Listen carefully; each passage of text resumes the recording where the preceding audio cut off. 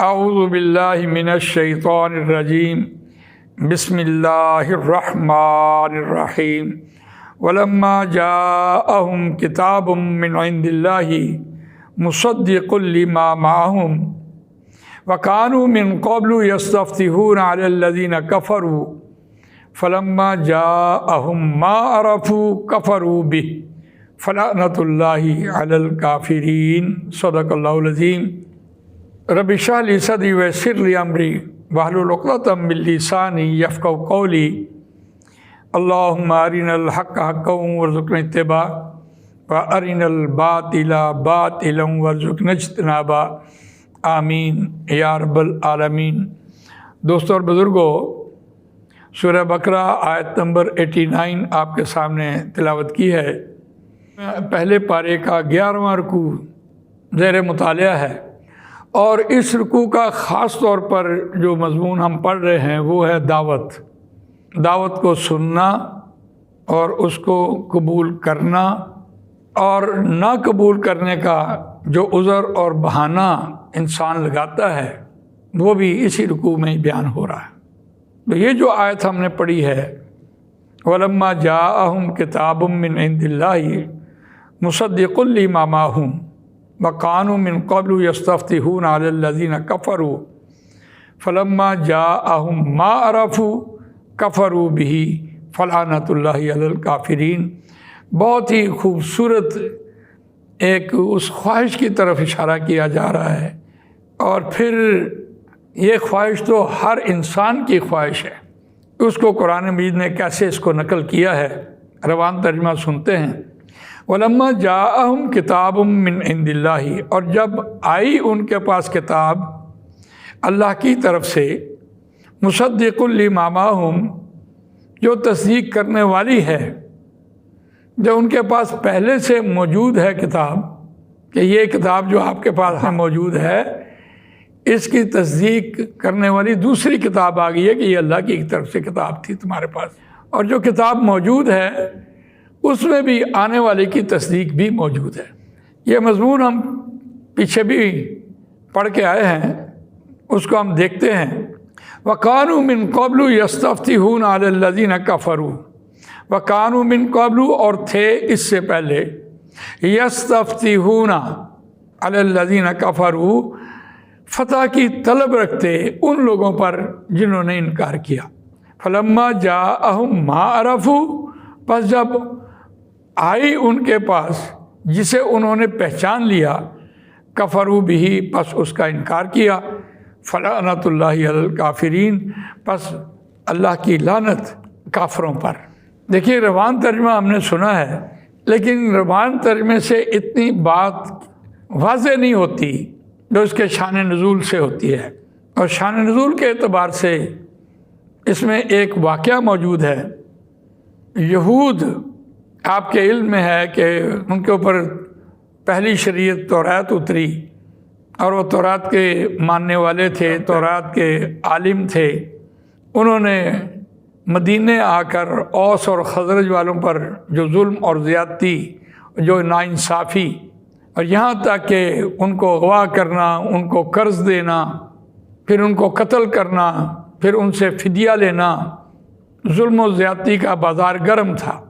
اور جو مظلوم تھے وہ کہتے تھے کہ ایک نبی آنے والے ہیں، اس نبی کا ظہور ہوا تو ہم ان کا ساتھ دیں گے، اور پھر یہ جو یہود ہم پر ظلم کر رہے ہیں ہم اس کا گن گن کر بدلہ لیں گے، اور پھر ہم فاتح ہوں گے۔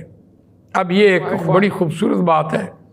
اوس اور خزرج والوں نے جو مظلوم تھے انہوں نے یہود کے منہ سے یہ سنا ہوا تھا کہ ایک نبی آنے والے ہیں، اور اس پر ایک امید لگ گئی کہ جب وہ نبی آئیں گے تو ہم ان کا ساتھ دے کر یہ جو ظالم ہیں ان سے گن گن کر بدلے لیں گے۔ اور جب نبی اکرم صلی اللہ علیہ وسلم تشریف لے آئے اور ان کو انہوں نے پہچان بھی لیا، اور پہچاننے کے بعد ان پر ایمان نہیں لے کے آئے، ان کی دعوت کو قبول نہیں کیا، تو پھر اللہ نے ان پر لعنت بھیج دی۔ یہ ہے اس آیت کا مضمون جو ہم نے ابھی پڑھا ہے۔ اب بات کلیئر ہو گئی ہے میں اس کی توجیہ آج اس طرح کرتا ہوں کہ فرض کیجئے کہ ہم یہ کہتے ہیں کہ ہمارا نظام سسٹم آف لائف ہم سے تو شاید ٹھیک نہ ہو، حضرت عیسیٰ علیہ السلام کا جب ظہور ہوگا تو یقیناً پھر ایک مرتبہ اسلام غالب ہوگا اور کوئی ایسی خطہ، کوئی ایسا خیمہ نہیں بچے گا جس میں اسلام داخل نہ ہو۔ ہمارا ایمان ہے، اور اگر ہماری زندگی میں حضرت عیسیٰ علیہ السلام کا ظہور ہو گیا اور ہم نے ان کو ان کی نشانیوں سے پہچان بھی لیا، اور پھر اگر ہم ان پر ایمان نہ لائے تو یقیناً اس آیت کے مصداق ہوگا۔ یہ تو ایک بات حضرت عیسیٰ علیہ السلام کے دور کی میں نے کی آپ کے سامنے، لیکن اتنی عام فہم بات ہے کہ ہم کہتے تو ہیں کہ یا اللہ اسلام قرآن مجید کا نظام نافذ کرو، قرآن مجید کا نظام نافذ کرو۔ کہنے کو ہم یہ کہہ رہے ہوتے ہیں اگر قرآن مجید کا نظام نافذ کرنا ہے تو پھر چور کے ہاتھ کٹیں گے۔ اب آپ نے چور پہچان بھی لیا اور قرآن کا نظام بھی آپ کو پتہ چل گیا، اور پھر اگر آپ نے اس نظام کو نافذ نہیں کیا تو پھر بھی آپ اس آیت کے مصداق ہوں گے کہ آپ یہ تو کہتے ہیں کہ ہم کتاب پر جو تصدیق کرنے والی ہے اس پر ہم ایمان لائیں اور ہم فاتح ہو جائیں، ہم فتح کر لیں، ہم اسلام کو نافذ کریں۔ اور جب اس کا پیغام آپ کے سامنے آتا ہے یا ہمارے سامنے آتا ہے تو ہم کہتے ہیں اوہو چور کے ہاتھ کٹیں گے، یہ تو بہت بڑا ظلم ہوگا، لہذا ہم اس کو قبول نہیں کرتے۔ تو اس کو قبول نہ کرنے کی وجہ سے اللہ تعالیٰ اس پر لعنت بھیجتا ہے اور وہ کافروں میں شامل ہو جاتا ہے۔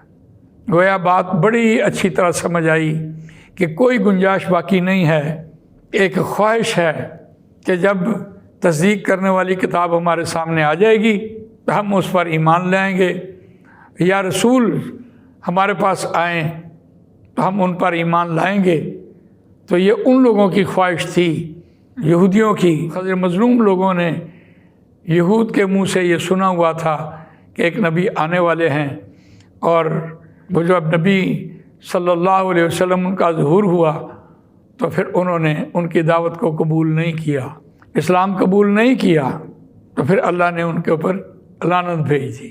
تو یہ آیت ہمیں آج کے دور میں بھی ویسا ہی لیسن بتا رہی ہے کہ ہمارے ہاتھوں میں قرآن مجید ہے اور ہماری خواہش ہے، ہم چاہتے ہیں کہ قرآن کا نظام نافذ ہو، لیکن آپ کی عدالتوں میں قرآن مجید کے نظام کی بجائے آپ کے وہ کالی کتاب کا نظام چل رہا ہے۔ تو ہم اس اعتبار سے بھی قرآن مجید کی روح سے مورد الزام ہیں کہ ہمارے سامنے قرآن آ بھی گیا اور ہم نے پہچان بھی لیا اور اس کے نظام کو ہم نے پڑھ بھی لیا، اس کے باوجود ہم نے اس کو نافذ نہیں کیا۔